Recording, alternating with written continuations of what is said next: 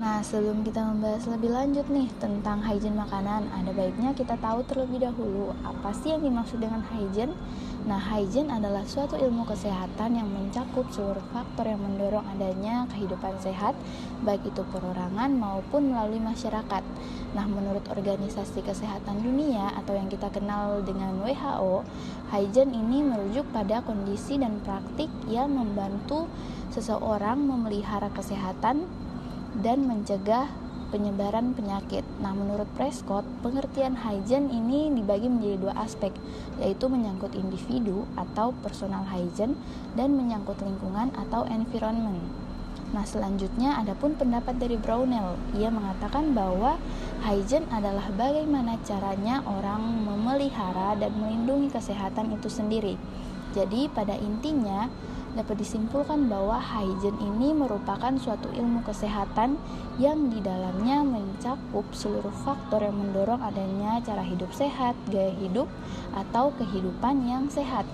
Nah, dengan adanya hygiene ini diharapkan kebersihan dan kesehatan diri seseorang lebih terpelihara sehingga virus, kuman, dan bakteri tidak mudah menempel pada tubuh, atau dengan kata lain tidak mudah terkena atau terserang penyakit.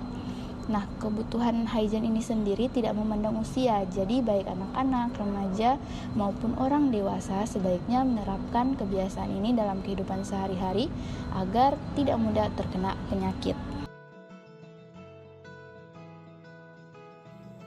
Selanjutnya, prinsip hygiene makanan. Yang pertama, pemilihan bahan makanan. Proses pemilihan bahan makanan dilakukan sebelum pengolahan bahan makanan. Penjama makanan dalam pemilih bahan makanan yang akan diolah harus mengetahui sumber-sumber bahan makanan yang baik. Yang kedua, penyimpanan bahan makanan. Bahan makanan yang digunakan dalam proses produksi harus disimpan dengan cara penyimpanan yang baik karena kesalahan dalam penyimpanan dapat berakibat penurunan mutu dan keamanan makanan. Lalu yang ketiga, pengolahan makanan. Pengolahan makanan adalah proses pengubahan bentuk dari bahan makanan mentah menjadi makanan siap santap.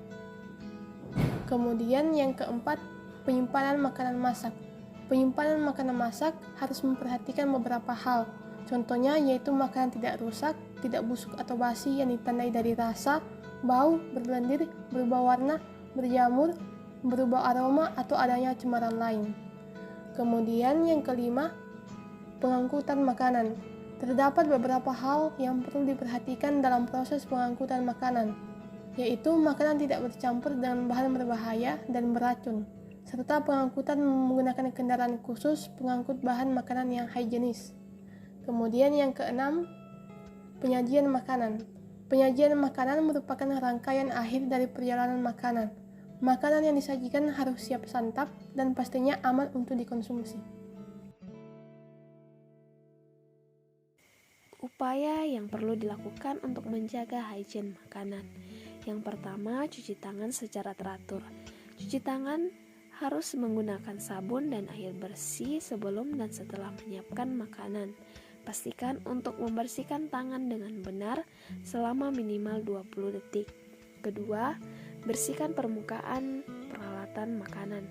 Bersihkan dan sanitasi permukaan, peralatan masak, serta peralatan makan yang digunakan.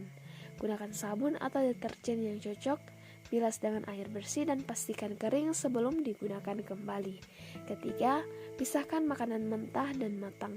Hindari kontak langsung antara makanan mentah seperti daging mentah dan makanan matang. Gunakan alat masak yang berbeda untuk makanan mentah dan matang.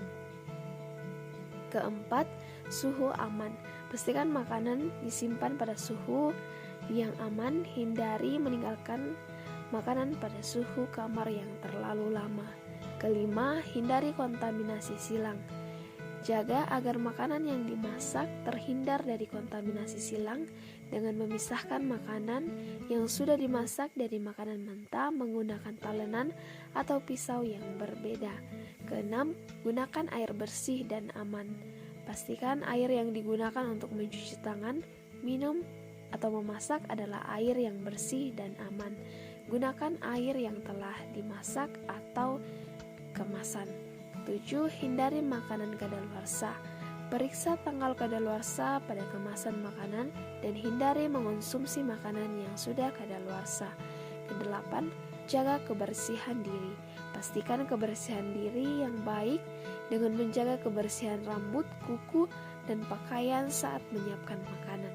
Kesembilan, pelatihan dan edukasi. Dapatkan pelatihan tentang praktik hygiene makanan yang baik dan perbarui pengetahuan tentang keamanan pangan secara berkala. Kesepuluh, buang makanan yang tidak aman. Jika ada keraguan tentang keamanan makanan, lebih baik membuangnya daripada mengonsumsinya. Jangan mengonsumsi makanan yang memiliki bau atau penampilan yang mencurigakan. Makanan memang bermanfaat bagi manusia, tetapi juga dapat menimbulkan efek buruk bagi kesehatan jika sanitasinya tidak terjaga. Beberapa contoh penyakitnya yaitu yang pertama, keracunan makanan. Ini merupakan sesuatu hal yang umum terjadi jika seseorang mengkonsumsi makanan yang sudah terkontaminasi oleh bakteri. Gejalanya seperti sakit perut dan diare, maka dari itu penting untuk mencuci tangan sebelum makan. Berikutnya ada infeksi parasit. Penyakit ini biasa menyerang orang yang suka makan makanan yang tidak dimasak dengan baik. Contoh jenis parasit yang menginfeksi adalah cacing pita. Nah, cacing pita tersebut dapat mencuri nutrisi dari usus sehingga menyebabkan gejala seperti mudah lelah dan diare. Selanjutnya yaitu keracunan skombrotoksin. Kondisi ini terjadi ketika seseorang mengkonsumsi ikan mentah yang penyimpanan, pengelolaan, dan penyajiannya tidak dilakukan dengan baik sehingga menyebabkan pembusukan oleh bakteri. Gejala keracunan ini biasa berupa gatal-gatal, sakit kepala, muntah, dan diare. Dan yang terakhir ada hepatitis A. Hal ini disebabkan karena infeksi virus yang menular pada organ hati. Gejalanya bervariasi, namun secara umum meliputi kelelahan yang berat, demam, hilang nafsu makan, dan lain-lain. Salah satu proses yang memicu hepatitis A ini yaitu virus dan bakteri yang masuk dan menulari tubuh jika jarang mencuci tangan.